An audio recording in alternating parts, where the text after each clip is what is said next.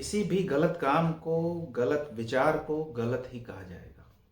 किसी भी सही काम को, सही विचार को सही ही कहा जाएगा। लेकिन ऐसा भी होता है कि कोई गलत काम आपने किया, कोई गलत विचार आपने लोगों के सामने रखा और लोगों ने कहा हाँ ये सही है, ये होना चाहिए। तो कभी कभी गलत भी सही हो जाता है। ऐसा क्यों है? ऐसा इसलिए है क्योंकि गलत काम तभी सही होता है जब वो गलत व्यक्ति के साथ होता है या गलत व्यक्ति के लिए किया जाता है। लोगों का एक समूह है जो ये कहता है कि हिंसा जो है वो गलत है, और ऐसे भी लोगों का एक समूह है जो ये कहता है कि अहिंसा जो होती है वो सही होती है और समाज को इसको एक्सेप्ट करना चाहिए। लेकिन सही तरीके से अगर विचार करें तो क्या वाकई ऐसा है? क्या हिंसा हमेशा गलत ही है या अहिंसा हमेशा सही ही है? हर परिस्थिति में उसको एक्सेप्ट करना चाहिए, सही मानना चाहिए? तो ऐसा बिल्कुल नहीं है। अहिंसा तभी तक सही हो सकती है जब तक वो आपकी सुरक्षा कर सके, तब तक जब तक वो आपके परिवार की सुरक्षा कर सके, तब तक जब तक वो आपके शहर, आपके देश की रक्षा कर सके। अगर अहिंसा ये सब कर पाने में अक्षम है तो उस अहिंसा को कायरता ही कहा जाएगा और कायरता ही कहा जाना चाहिए। उसको गलत ही कहा जाएगा, सही नहीं माना जाएगा उसको। कोई ऐसा व्यक्ति जो गलत ही कर रहा है, जो नॉन वायलेंस में बिलीव नहीं कर रहा है, या जो ऐसा कर रहा है जिसको हिंसा से अहिंसक बनाया जा सकता है, अगर उस जगह पे आप उस व्यक्ति के साथ हिंसा नहीं करते हैं, उसके साथ अहिंसा करने लगते हैं, तो वो हिंसा सही कही जाएगी और वो अहिंसा गलत ही कही जाएगी।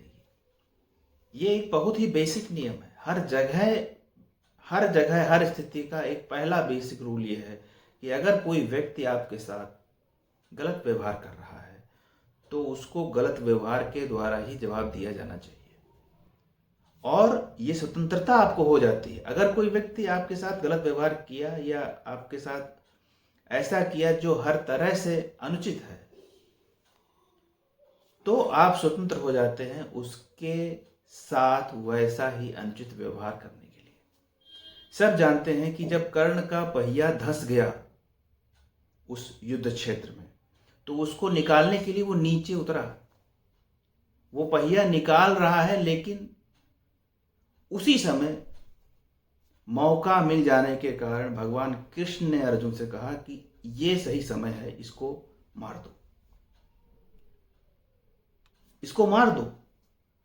और यही वो स्थान है, यही वो जगह है स्क्रिप्चर में जहां ये बात पाई गई है कि अगर कोई व्यक्ति गलत कर चुका है तो आप स्वतंत्र हैं उसके साथ गलत व्यवहार करने के लिए।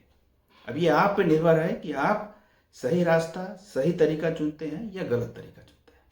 वहां पर भगवान ये तर्क दे रहे हैं कि इस व्यक्ति ने कभी नियमों को नहीं माना है।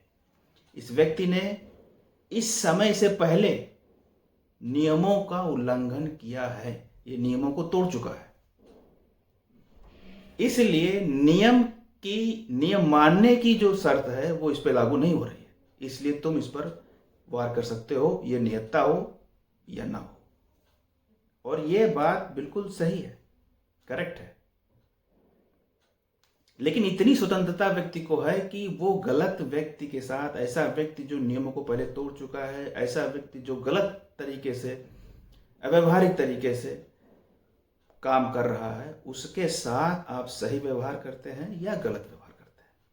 अगर सही व्यवहार करने में आपका लाभ आपको दिख रहा है तो आप सही व्यवहार करते हैं, और अगर गलत, वैसा व्यवहार जैसा व्यवहार उसने आपके साथ किया है, जैसा काम उसने किया है, वैसा ही काम करके आपको लाभ मिल रहा है, तो वैसा ही काम आप उसके साथ करते हैं, वैसा ही व्यवहार आप उसके साथ करते हैं। उस जगह पे कर्ण को मार कर भगवान अर्जुन का लाभ कराना चाह रहे थे, भगवान अर्जुन को जिताना चाहते थे। अगर अर्जुन उस कर्ण को ना मारता उस समय तो स्थितियां बदल जाती, जीत पाना और भी मुश्किल हो जाता। जीतने के लिए जरूरी था कि उस निहत्थे कर्ण को उसी समय मार दिया जाए, क्योंकि कर्ण पहले ही, बहुत पहले ही निहत्थे होने पे वो मारा जा सकता है, इस बात के लिए अर्जुन को पहले ही अलाउ कर चुका है। तब जब उसने नियमों को तोड़ा है, तब जब उसने नियमों को मानने से इनकार किया है अपने लाभ के लिए,